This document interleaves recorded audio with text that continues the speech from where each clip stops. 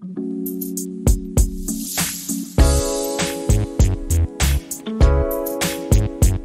Hi guys, what's up, welcome back to a channel. So guys, आज की इस video में मैं मिलने वाला हूँ रेनॉल्ट ड्राइवर के ओनर से। ऑलमोस्ट ओनर को 1 ईयर हो गए इस कार को ओन करते हुए। क्या कुछ इसके पॉजिटिव है, क्या नेगेटिव है, कितनी एवरेज आ रही है, सब कुछ जाने की श्रीकांत भाई से। कैसे हो भाई? कब ली भाई आपने? भाई हमने गाड़ी ली थी 2023 नवंबर। यही क्यों ली?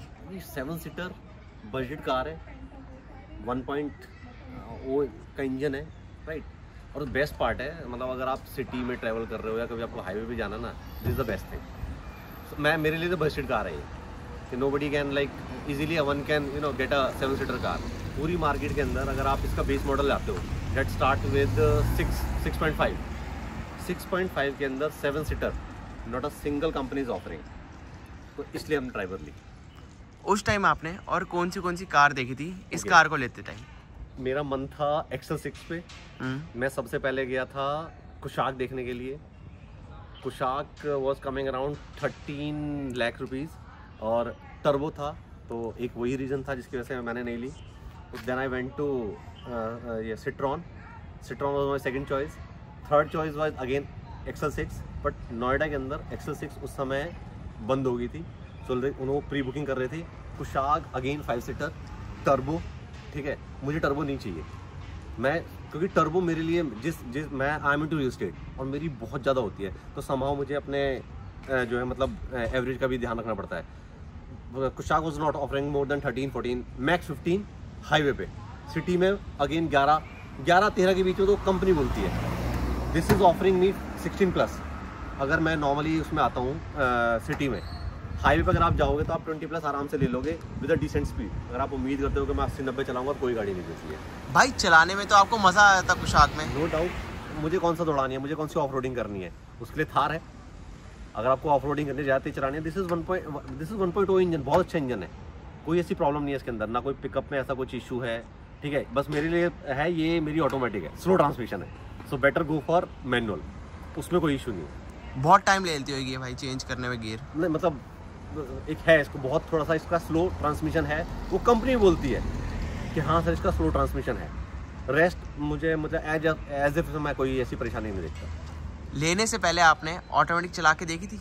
मेरे पास मतलब फ्रेंड के पास ऑटोमेटिक है, ये नहीं चलाई थी, पर मेरे पास फ्रेंड के पास ऑटोमेटिक है, लेकिन उसकी BMW थी और लिटरली मुझे लगा कि सब ऑटोमेटिक एक जैसी होती हैं। I was not aware of AMT और कुछ CMT, कुछ इस तरह की कैटेगरीज होती हैं, मुझे नहीं पता था।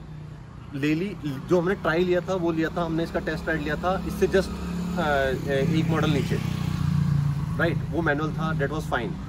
बट जब लेने की बारी आई तो लगा कि ठीक है यार, अगर हम 50-60-70 हज़ार रुपये एक्स्ट्रा देके वी कैन गेट मतलब automatic, we went for automatic. भाई BMW से इसका ऑटोमेटिक आपने कंपेयर करा उस time? Knowledge, lack of knowledge, ठीक है। मतलब इतना आई एम नॉट इतना ज़्यादा गाड़ियों के अंदर, ठीक है। मुझे लगा ठीक है यार, ऑटोमेटिक मतलब एक वही होता होगा कि rather than changing gear the car will do for you, ठीक है, और वो करेगा। बट मुझे नहीं पता था कि इतना टाइम लगता है, लेकिन उसके भी हैक है।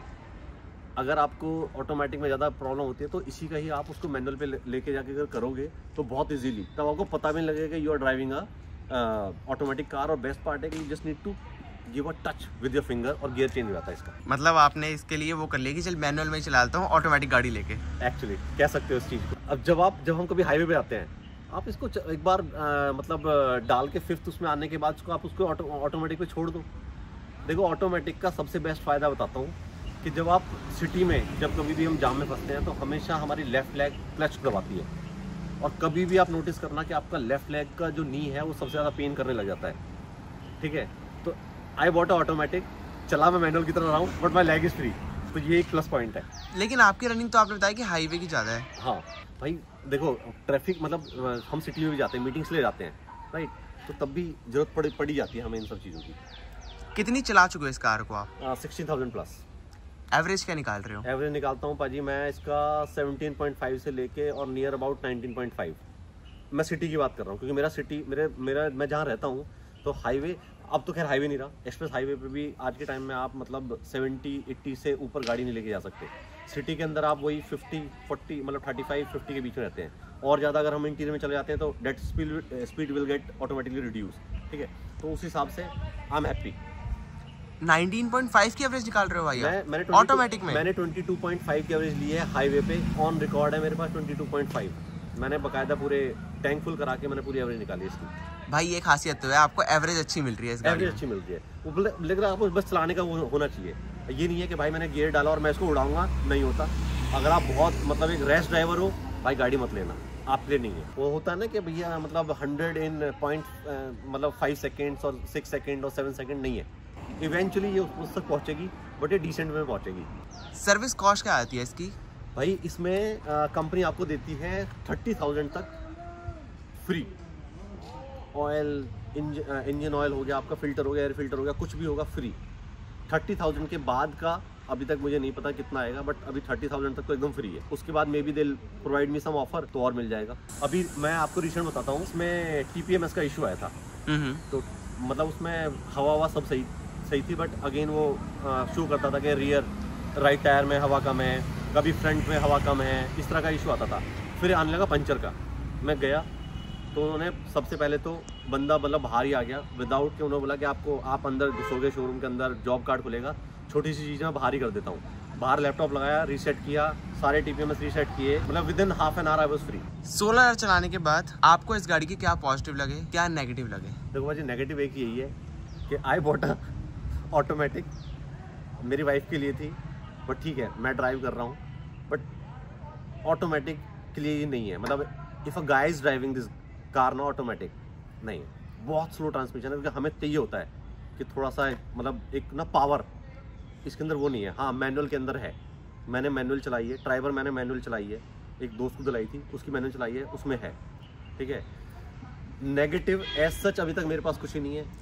पॉजिटिव यही है बॉस, 7 सीटर है, सबसे बेस्ट पार्ट 7 सीटर है। इनफैक्ट जो बंदा पीछे बैठा हुआ है तो उसके लिए भी लेग स्पेस अच्छा खासा है, राइट।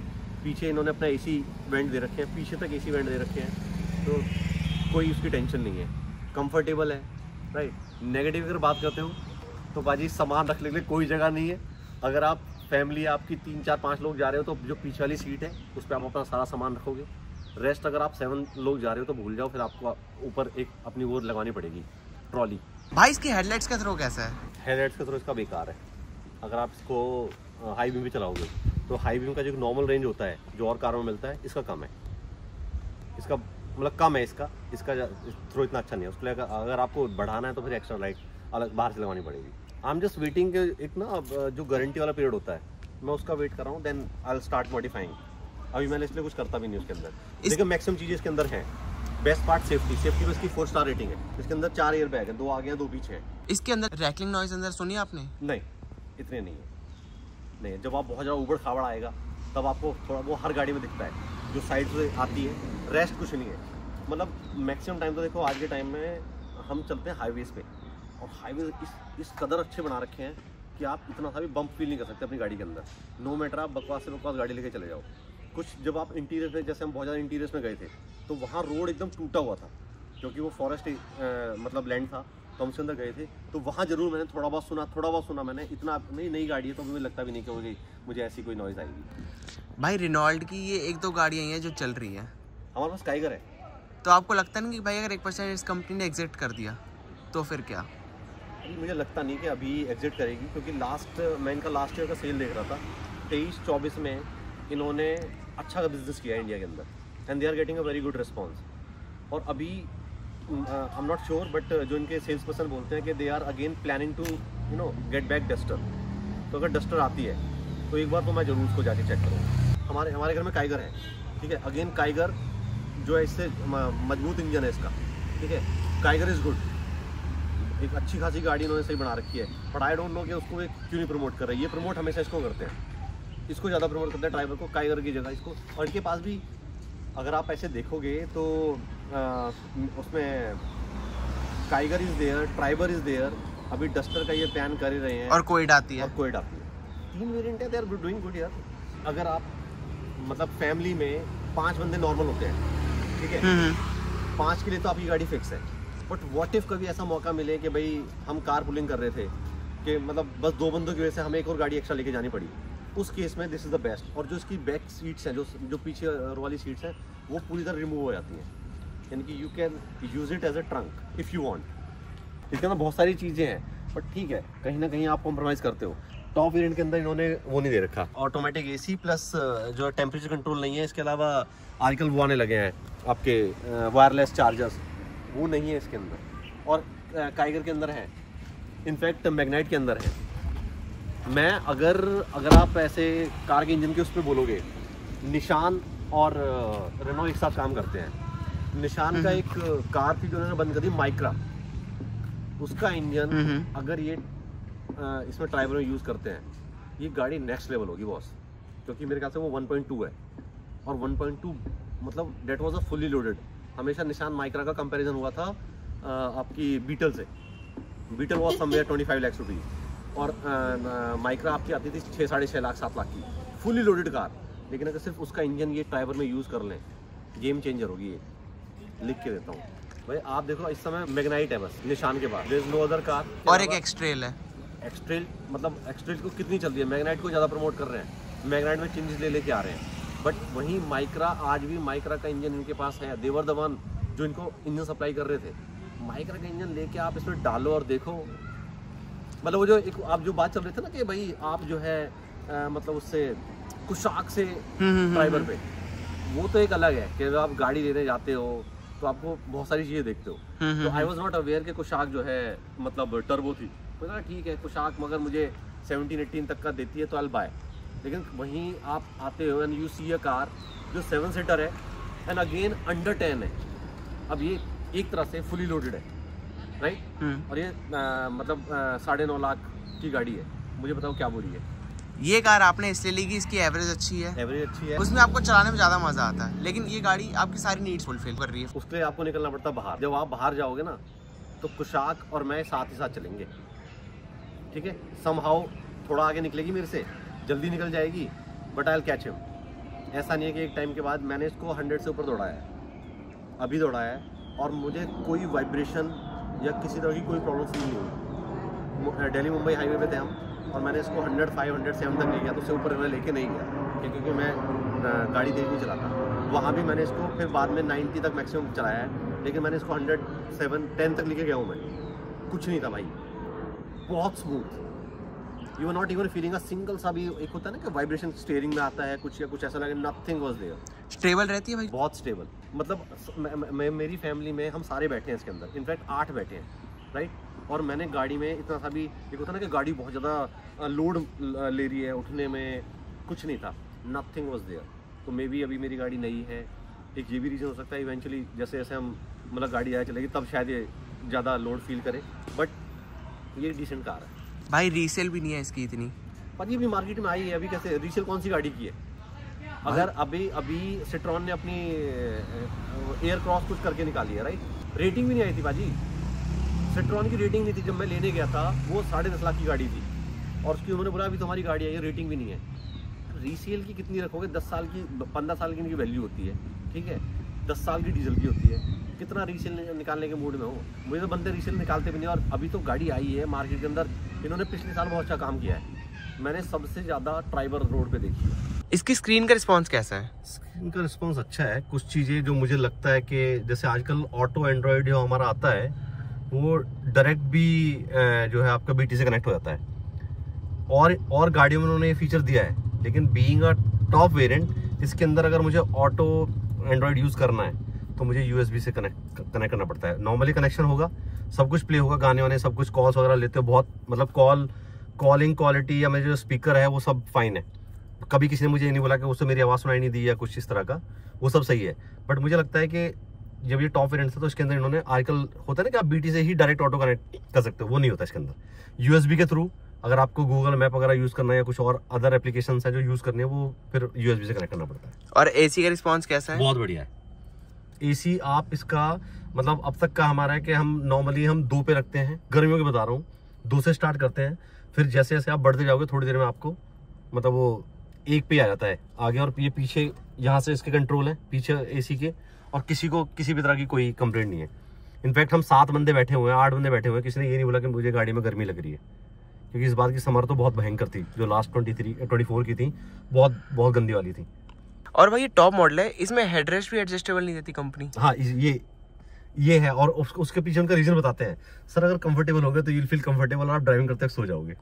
ये कंपनी वाले कहते हैं। मतलब sales maybe he was kidding या कुछ कर रहा था, लेकिन हाँ ये एक है कि जैसे इसके रिमूवेबल नहीं है, ये फिक्स है भाई। पीछे की रोके देते हैं, पीछे की रोके हैं एडजस्टेबल एकदम।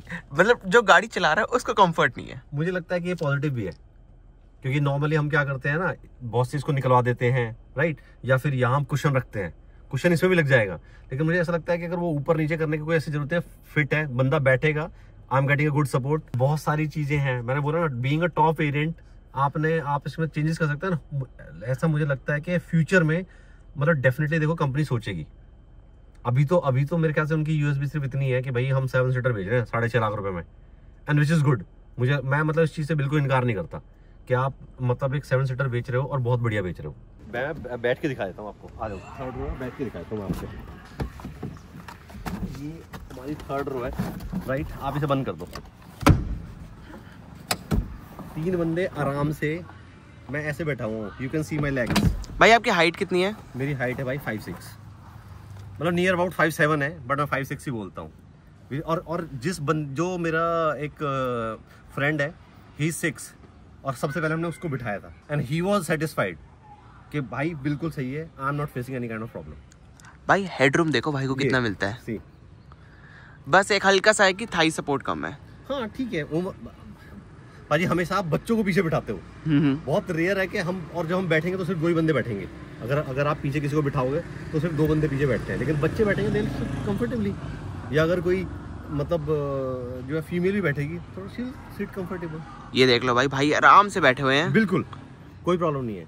और मैं इसमें 2-2.5 घंटे बैठा है, मैंने ट्रैवल किया है और मैंने कोई ऐसी प्रॉब्लम फेस नहीं करी इसके अंदर। ये भाई ने प्रैक्टिकली यूज करी है। हाँ, बिल्कुल। ओवरऑल आप सेटिस्फाई उस कार को ओन करते 1 साल के बाद? अभी तक सिर्फ एक ही चीज मैंने बताई आपको, आई मीन 2 चीजें हैं। एक जो मेरा ट्रंक, उसमें कुछ भी नहीं है, और दूसरा जो ऑटोमेटिक है उसका ट्रांसमिशन बहुत स्लो। इसके अलावा मुझे लगता नहीं कि इसके अंदर कुछ और भी ऐसी कोई चीज़ें हैं। एसी की अगर हम बात करते हैं, कंफर्ट की बात करें, ड्राइविंग की बात करें, मतलब मेरी तरफ से 5 स्टार रेटिंग है। पूरा भाई का रेनॉल्ट ड्राइवर का ओनरशिप रिव्यू। थैंक यू भाई। अगर आपको वीडियो अच्छी लगी हो तो इस वीडियो को लाइक करना, चैनल पर नए हो चैनल को सब्सक्राइब करना। मिलता है आपको ऐसे एक और नई वीडियो में।